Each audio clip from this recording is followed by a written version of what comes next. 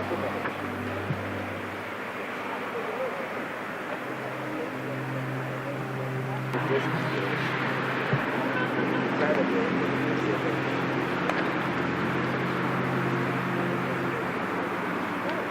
colonialists came out to say just 1,000 people were killed.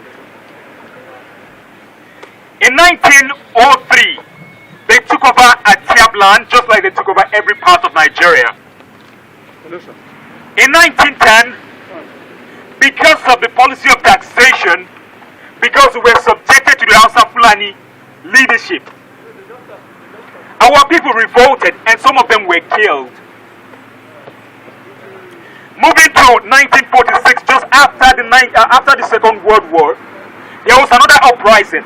1956, 1987, 89, 1992, and down to the Sharia crisis when they wanted to Islamize the whole of Kaduna state. And our people said no.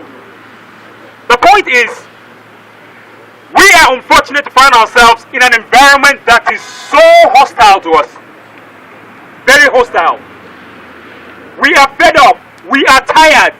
We cannot keep quiet anymore. We cannot. We cannot keep quiet anymore. There are pictures, there are videos, there are evidences of our people getting killed every day. And what do we have? They come out to say it's banditry. Do we have bandits in Southern Kaduna? No! Do we have bandits in Southern Kaduna? No! Do we have criminals? No! We are one of the most peaceful people you can ever come across. Yes. We are law-abiding. If you doubt me, go to the internet right now. Try to find out if you ever see up to 10 people, criminals from Southern Kaduna. If you are fortunate to find yourself in Southern Kaduna, midnight, you go to anywhere, hold your phone and do whatever it is, and then you get back to your destination, safe and sound, without anyone harassing you. Say it louder. We are the most hospitable people you can ever come across. Yes. But we've been over-abused, and we're saying enough is enough. Enough is enough. Yes. Our government is not helping issues. I think someone said something about if insurgency lasts more than 24 hours, the government has a hand in it. Yes.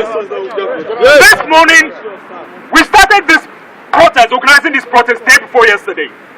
It's supposed to happen in Kaduna, Abuja, and Lagos. This morning, the Kaduna boys were arrested for a peaceful sit-out. For what? For what? I'm talking to you now. Those guys are in cuffs in Kaduna State. For what? Our own state. We are tired. In your land. Enough is enough. We are tired. Mumu don't do. Justice must prevail. Justice. We are crying. We are tired. We are crying. We are tired. Bro, should I give you mic? We are tired. We've had enough.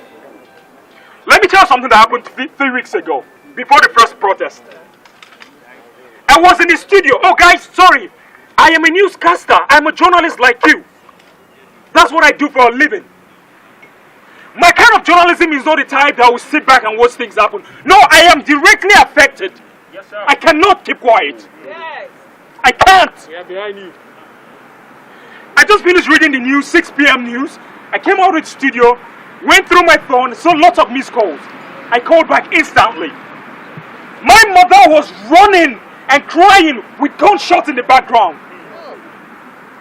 I cannot keep quiet. Early this year, a girl I never knew existed as my own blood was shot and killed in broad daylight by Fulani people. No, they are not bandits. They are Fulani. They are not headmen. They are Fulani people. And we know their agenda. We are not hiding. We are not being diplomatic about this. We are tired. We are fed up. Every day keep killing our people. We cannot keep quiet. How long? My brother died 2008, my immediate elder brother. Last year December, I found out that my brother had a daughter. I was happy about it. I wanted to meet Bridget. Bridget was in the market in Goragan. She was shot and killed by Fulani people in broad daylight. Enough. We will never leave our land. I cannot keep quiet. The oppression is too much. Never give land to them. If you are from Southern Kaduna, if you go to school in APU, you will see the humiliation. Most of our people are clerical staff. Go to Kaduna State and see what our people are going through. I cannot keep quiet. I've had enough. I've had enough of it. Our government is not helping issues. My brothers went out to protest against the killing. After the killing, they will not send security. There's no presence of security in Southern Kaduna. And the security we have right now are enablers. They are behind all of this. Another demand we want now is we don't want the presence of soldiers, the police, whatever it is, in Southern Kaduna. We don't want their presence in Southern Kaduna. We have had enough. We have had enough. We didn't come into this world to suffer. I mean. Look at me. If you know me in person, mommy, come here. Come. We went to school together. You knew me right from ABU. Mohammed, you can testify of how I am. Tell them something about me. Just say something about me. That's a typical representation of a Southern Kaduna person. Say it. Take. Good morning, everybody. Press that button. Good morning, everybody. Good morning. Ivan is a fun-loving person, and he always keeps away from trouble, although he is a freedom fighter. And he's one who fights for the just and one who fights for the oppressed. And in all my dealings with persons or people from Southern Kaduna, I have never seen one who enables violence. Abel is from Southern Kaduna. Abel is my classmate and he was my roommate when we were in school. Until date, we are still friends. You can see I and Abel. Abel, please come forward.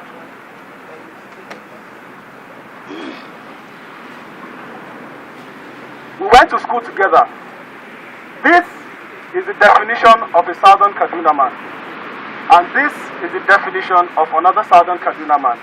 In my life, and you can take it on record, in my life, I have never encountered a Southern Kaduna man who is not a lover of peace, who is not a fighter for the just, and who is not a fighter for the oppressed. In my life, I have never come across one. And the both of them is a definition. All of them here is a representation that what is going on in Southern Kaduna is too much. 27 persons dead is not a joke. And the government is keeping quiet about it.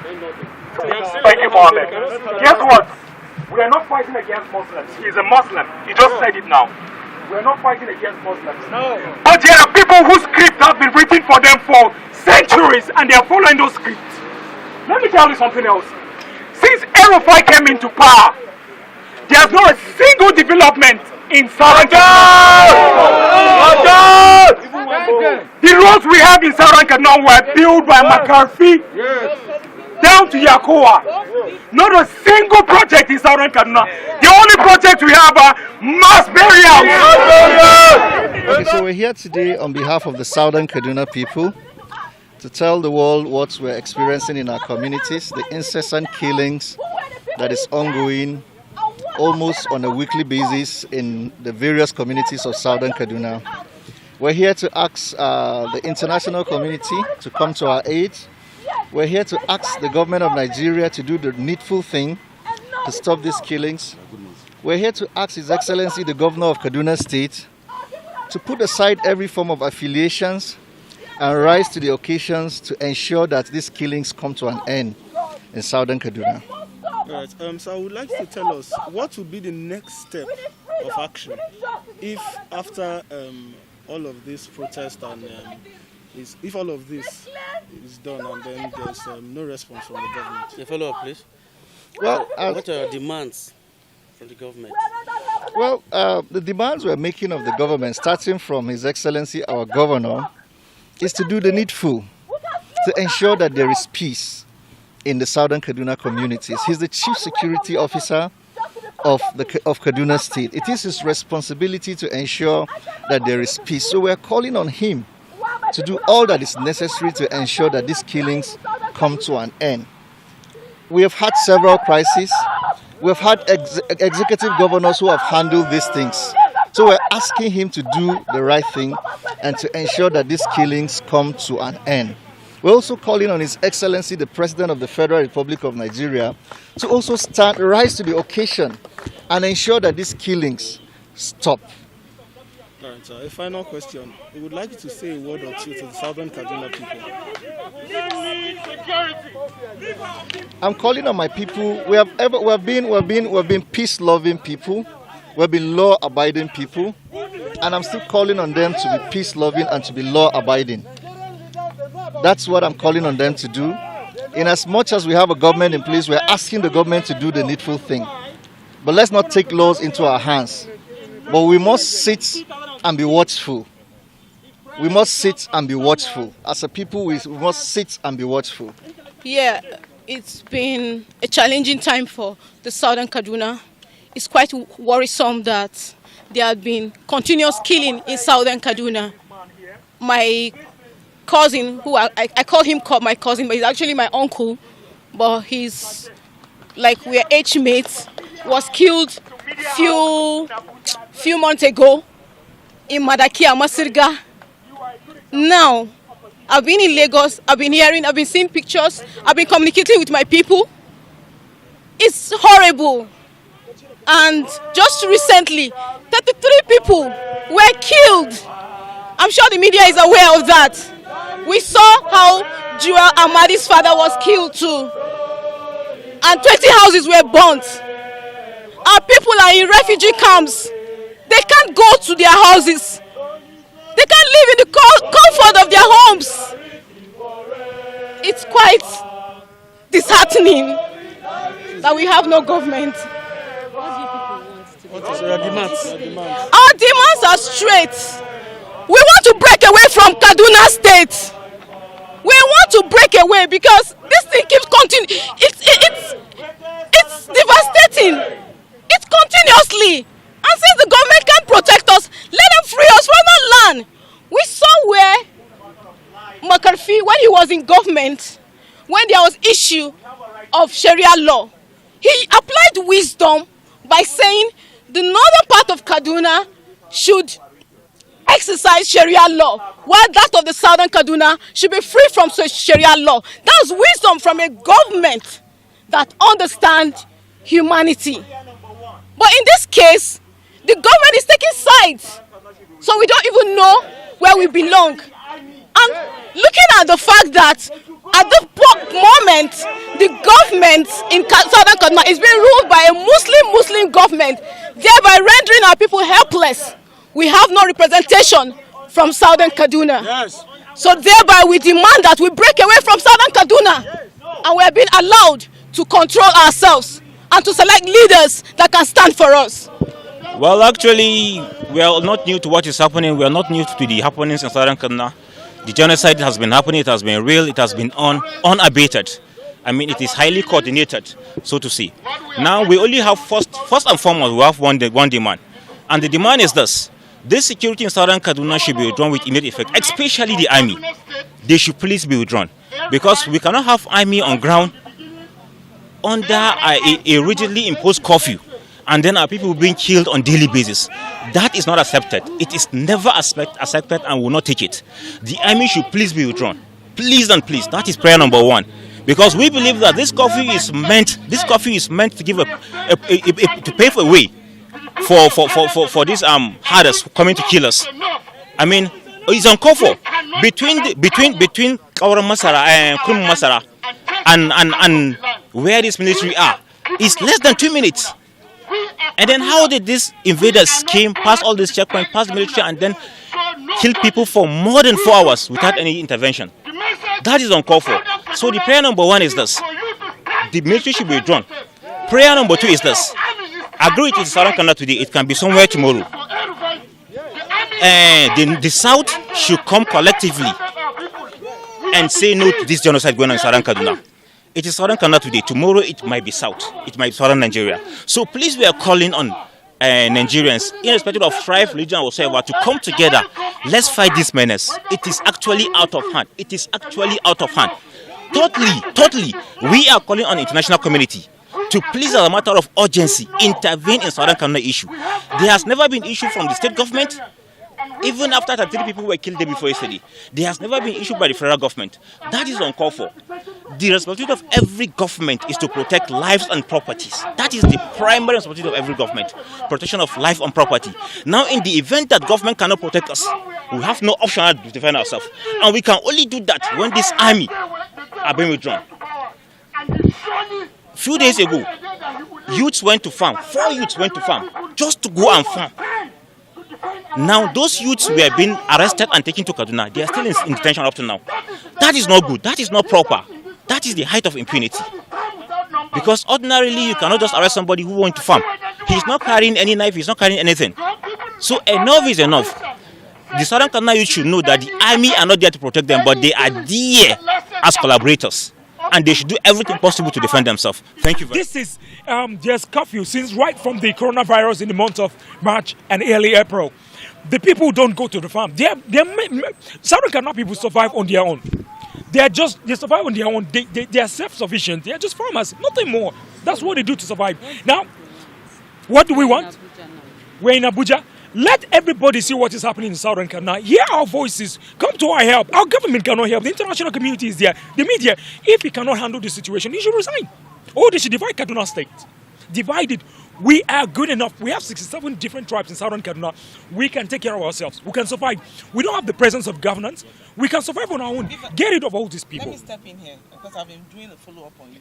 Because I'm Kaduna babe too. One thing. Okay. I want to ask this question. It's a long overdue issue. Yeah. Right from I grew up there, so I know the issue. So all these things have been going on over and over. It's just as if we are just recycling everything. We are recycling it. It's the same thing. The government an ultimatum. That's what I just want to know. I am not. I don't have the power to give them an ultimatum. But one thing is sure. Because this protest is not the first one. That's why I say I am not giving them an ultimatum. But one thing is certain. If they don't call their people to order, our people will be forced to react. They will react like the Niger Delta people. We can do and undo. Our people are strong enough to do a lot of things. But the fact that we are peace-loving and we keep quiet doesn't mean that we are stupid or something. It's Christianity that's holding us back. Go back our history and find out about our people. It's just that they tweak our history. They make it look like we don't know all these things. So if they don't call their people to order, and then we'll be forced to react. And then they should remove the soldiers from there. We want to be able to defend ourselves very well. I want to ask that question again. The last time you said your people, while defending themselves, they were arrested. Yes, this morning. Did you do a follow-up on that? They're still locked up.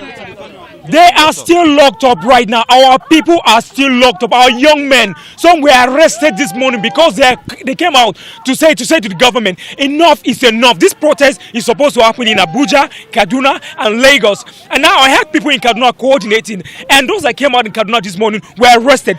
Every time there's an attack, it's our people who come out to defend themselves that get arrested. We've had enough. So you think divide Kaduna State. Divide Kaduna State. Divide